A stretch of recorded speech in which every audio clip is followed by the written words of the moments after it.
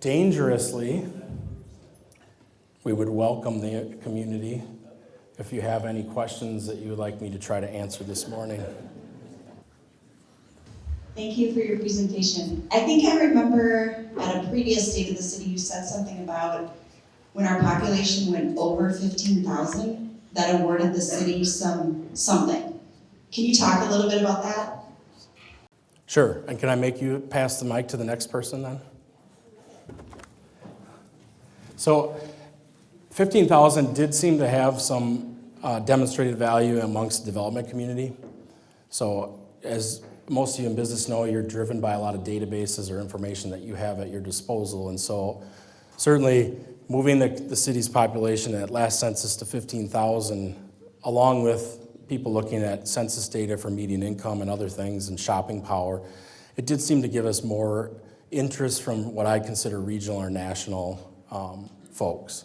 Now, not all of that has materialized yet. There's a lot of things in the works, but it just gets you on the radar. In fact, some of the proposals, especially on the retail or food service and other chain franchises and that, they won't look at a community until it kind of reaches that certain size. So I believe that's about the same answer I gave before, but I don't remember. But the good thing about being in public life is I just say it the way it is, so I don't have to remember my story. So 15,000 was important. They're also looking at zip code population, so that's helpful too, because it's not just River Falls, the city, that's growing, but the area is growing pretty rapidly also. Hi. Most of the homeowners in River Falls saw a tax reduction for their property taxes that we haven't seen since 2016. What do you attribute that to, or do we have that to look forward to in the future, that our taxes will remain lower?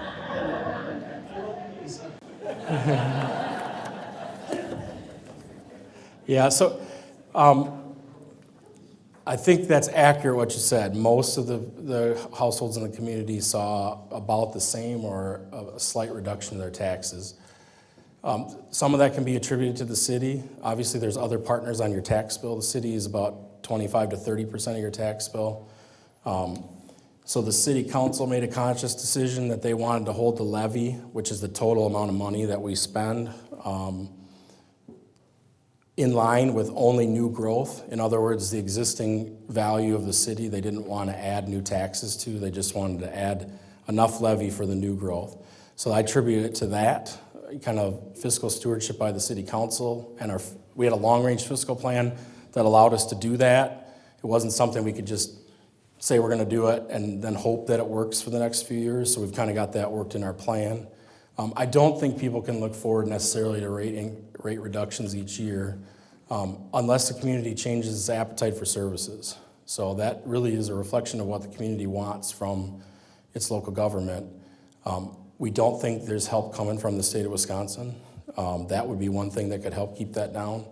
But the share of all of your income taxes that you send to the state that comes back to the cities is shrinking each year.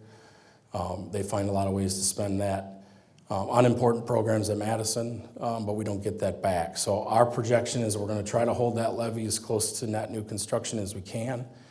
But in order to recruit, retain the best employees and provide the best services and keep up with just inflationary costs, I can't predict that that'll happen every year, but it's nice when it happens. It wasn't by accident and it wasn't a surprise. So we were kind of aware of what we were doing there and what impacts it would have. But it's also a result of the other taxing jurisdictions doing similar efforts to kind of hold the line. Good morning, hi Scott, hi everybody, I'm Christy from St. Clair Valley Habitat for Humanity.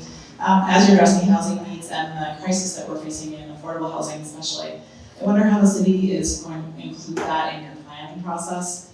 One of the things about affordable housing that we know is oftentimes they're just dumped off in a little kind of corner. We want to talk about how do we engage and bring affordable housing equitably and inclusively in the city. How will you see that when we're at, you said, a shortfall of about 600 of the 1,000 that you wanted? What is the plan for the city from that perspective? Thank you, and thanks for being interested. Yeah, so our approach to housing is an all-in approach. So one of the things that was, at least in my perspective, became apparent when we looked at the 2018 housing study, and it was reinforced by the study's author when they came and talked to the city council, is building new units of affordable housing is not the way out of a housing problem, right? The housing market is connected up and down through every category. People go through stages of life, income changes, household size changes, age. Building executive houses or building more expensive properties can also help free up more affordable housing units, because one of the natural things that's happened is, which is not happening now in River Falls very much, is people kind of go through different stages of housing. And so they'll move, and that frees up what they're in, and that gives an entry point for other people. And so that's not happening a lot, because those of you might be on Realtor.com thinking about what your next house is and seeing what the prices are and what the availability is, might just say, you know what, we're going to buy a new washer and dryer and make this house work the best we can. So we're developing our strategy for housing. We don't have one. There is no particular strategy for housing right now, other than we know we're at a unit shortage, and we're trying to make sure that the quality of the units that come on are good, because we know they have to be here for a long time. But in order to address that affordable housing, we're shepherding money. So we are taking advantage of a program the state allows with our industrial parks and our tax incremental financing districts. We can take the last year of that increment, and instead of spending it on the industrial park, we can put that into a housing fund. So we're looking to figure out how to use that money best. I know at least one council member is uncomfortable with a program dollars looking for a program. But until we have a plan for how we can address housing affordability, we are putting some resources away, because we think it's going to take some money to do that. And it also means inviting more developers and others in town and seeing what their creative ideas are. So building new affordable housing units is not likely to be the solution long term, because it's just too expensive. You can't build new stuff as inexpensively as you can try to rehab or open up some existing housing for that. So we want to get some more units and get closer to equilibrium, because we think that'll help. But we also have to come up with some specific strategies for affordable housing. And again, we're not necessarily, at least as a staff right now, we haven't put affordable housing in one category and said, well, that's something we just work on. We're looking at all of the housing types that we showed in that slide, because we think we have to put pressure on everything in order to kind of change the market a little bit. We can't ultimately change the market, but we can certainly reflect and look at what the market's doing and try not to make it worse. And saying we're only going to build a certain type, or we're only going to invite a certain amount of housing, those strategies have tried in other communities and failed miserably. So we're still trying to be open to developers and try to accommodate what they want to do as much as possible. That's one of our strategies, is just try to be out front with developers, open about what we can do, and let them in. Because we need more units. If we don't get more units, it's just natural economics. The price is just going to go up, and then can't afford it. Gary. Yeah, Scott, with all this new housing and bringing more people into town, when are we ever going to get a retail store here? Right now, you can't buy a pair of shoes in River Falls. A lot of people are wondering if there's any consideration there. There is consideration, and I was waiting for somebody to ask the Shopko question. So I could just say, look around. What's going to happen to Shopko? So, retail is funny and it's not.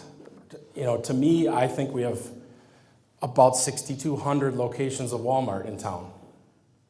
We have about 6,200 locations of Amazon in town. We have about 6,200 locations of Target in town. The retail world has changed considerably. We're fortunate we actually have executives of Target who live in River Falls that I've talked to. And after they get done patting me on the head and saying, nice little town, I love living here, they say, Target is not building a store in River Falls. It's not going to happen anytime soon. they're putting a certain amount of stores online per year. They're looking at all the markets across the entire country and the world, and they're saying we're going to build this many stores, and 15,000 doesn't do it, not with a store 7 miles up the road. So the reality is, even if we said to Target, Walmart, we've talked to Meijer, we've talked to Blaine's, we've talked, you name it, with this store, we had the opportunity to talk to lots of retailers. It just doesn't work for them. It's not necessarily that they couldn't be profitable here.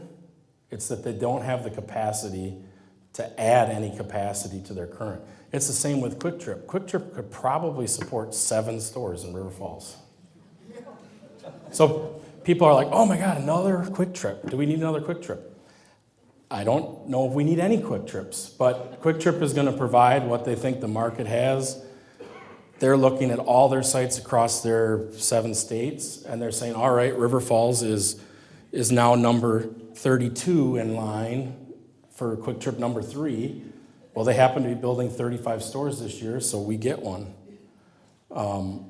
And if we were 32 on that list, and we were a terrible city to work with and had a bad reputation, they would skip us and go to 33, 34, 35, 36, 37. So we're trying to do what we can as staff to be accommodating to developers in the sense that we look out for the interests of the existing residents, what their desires are. We try to work with them on their vision for the community because we think they know what they can support best. And what we're hearing now from the large box retailers is, we love River Falls, it's nice, it has good incomes. Shopko had one of the largest per square foot profits of any of their stores in River Falls, so they know they can make money here, but they can make more money other places, and it's on their list. So figuring out how to get ourselves on the list, I don't know. It does take consumer pull, so it has to be from the consumers also, contacting those retailers and the credit card receipts showing up in their stores, because at some point, if the zip code split happens at Walmart up in Hudson and they start to see all these zip codes, and then they get worried about that getting pulled to Hastings or somewhere else, they might pop another store here. But I think it's a real challenge. Our location is wonderful for a lot of things. Retail, chain, big box is probably not the thing that we're going to be the best for going forward. So it's going to either take that 7-mile trip for some items. It's going to be, as we've seen some creative solutions to smaller retailers in town have added items that they think offer convenience and are going to be purchased by folks. And if you go and purchase those from them, then they're likely to restock it. But I think the elephant in the room is there's 6,000 locations of every store, because it comes right to your porch. And so all of our houses and all of our apartments are a location. And it's just totally changed the retail environment. And the COVID scenario didn't help that. It just emphasized to the retailers, why do I need these stores? I'll just add more robots to my factory. So it's a challenge I don't know how we get through. So I'd be looking for advice, but my peers don't have it either. I talked to a lot of communities across Wisconsin, and we have all these micropolitan areas, and their retail landscape has changed almost completely because we don't have that many metros that there's these locations. It doesn't get attention on a national scale. That was a long-winded way of saying, I don't think we're getting that retail anytime soon. Thank you. And like others said, thank you so much. It's so wonderful to live in a community that's so forward-thinking. My question's about sustainability. It's fabulous to be sitting in a building and the whole rooftop is covered with solar panels. I'm wondering, can you just say a little bit about how the city works with developers to promote and support and ensure sustainability is built into the future of construction and businesses in our community? Sure, I think the fair answer to that is that we as the city are not ensuring that it's built in. what we're observing is that the developers that we're attracting, and because of the community's example, they're doing that because it makes sense for them business-wise and because they want to fit in this community. So what the city is doing is trying to lead by example. That's been helpful. It's been mentioned by a number of the developers when they have some initial meetings with us is, we're looking at River Falls because location, we found a specific spot we really like. Then they talk about, a lot of them, the third thing they talk about is sustainability. They talk about that before. They used to talk about the college workforce. They used to talk about, access to the metro or whatever. But a lot of times they're just talking about, hey, we're looking for a place that's different. So sustainability. So I don't want to brag about all the things we're doing for developers and setting up rules for them and telling them they have to do this, that. Certainly we've done that on stormwater. So in the specific instance of how we require developers to manage the water in town, we have very extensive, extremely aggressive standards for that. The community has said loud and clear that that's their expectation, and so we do that. In the other areas, though, we just try to lend a helping hand. We set an example. So our utilities are very involved in the planning. We have programs through our electric utility to help incentivize a little bit, to give a little extra push, but mostly we're leading by example. And we're trying to find developers that we want to work with that already have that ethic. So that's kind of where I see it. And there isn't a big push right now by the Plan Commission or the council to say we want to kind of create this level of sustainability, although I think that's coming, right? So we'll start to look at, we looked at stormwater. There'll be some interest in fresh water, potable water, what we're going to do on that, and how projects. But you look at this project in particular, it wasn't because the city said you have to have a recycling system for water. It wasn't because we said, hey, you know what, we'll give you $5 a panel. And they said, oh yeah, we'll do rooftop. It was because you found the right developer and it's important for them. And it's really becoming a standard ethic in business. It's rare to find projects that aren't interested in that or don't have that on their corporate scorecard where they have to make sure that they're meeting some requirements. So I really appreciate the questions. I think it's helpful. I am so glad to see everybody. I think we wanted this year to be a little lighter. There wasn't video. I didn't have 37 slides because we wanted to have an opportunity to just kind of see everybody. I hope we accomplished that today. We have the room till 10. I'd invite you to fill up on coffee and talk to somebody you haven't talked to in a while, hit the tables and back, and Amy is pointing. We have one more question. Sure. I have a two-part question about transportation. We are lucky enough to have a rideshare taxi in the community, which I know helps many disabled people and elderly people, and I'm wondering if there's any plan to expand the area that will reach out to. And the second thing I'm concerned about is transportation corridors and mass transit that we could tie into that would go to some of the metro areas. Those are important things to consider. They will be part of the comprehensive plan, so we'll need people's voices to try to help us where that ranks in their priorities.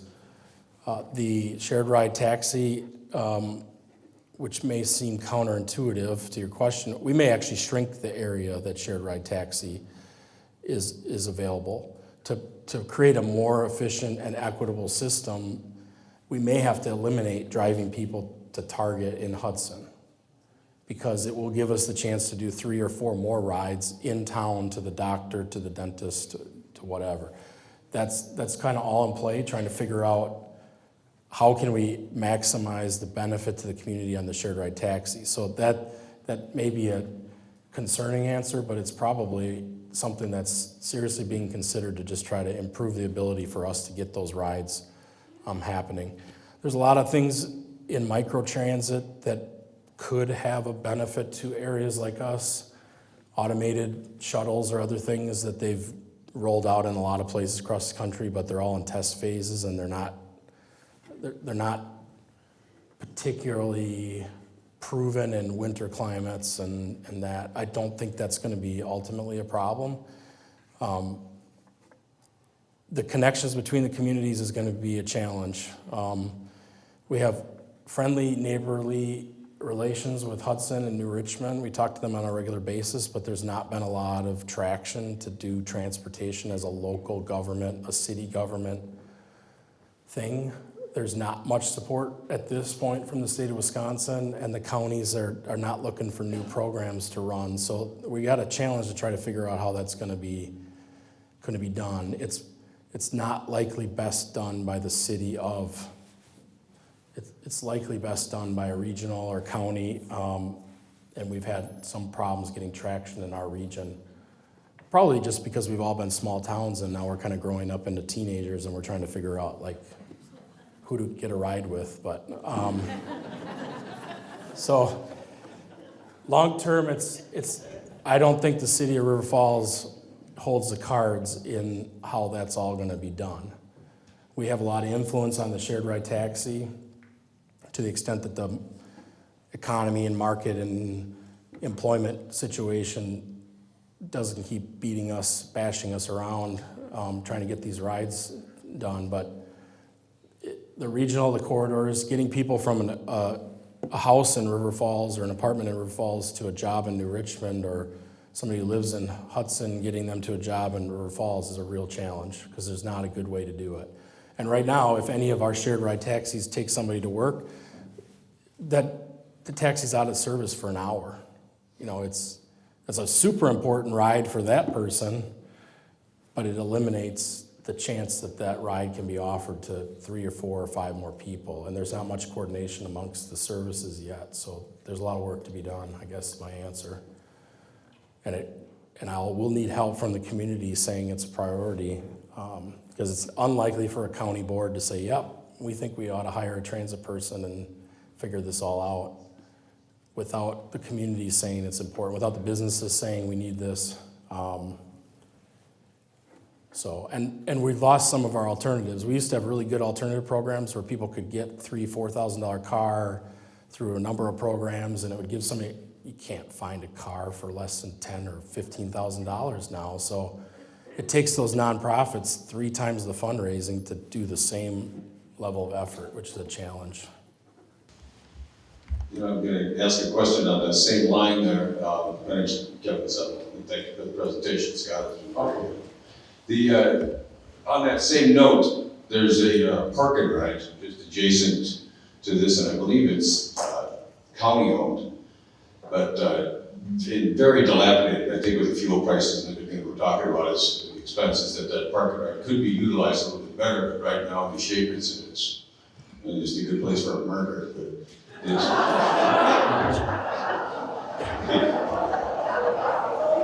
okay, I'm just wondering if the 2040 comprehensive plan has that in its sights at all. Well, Kevin, we might have somebody talk to you after the.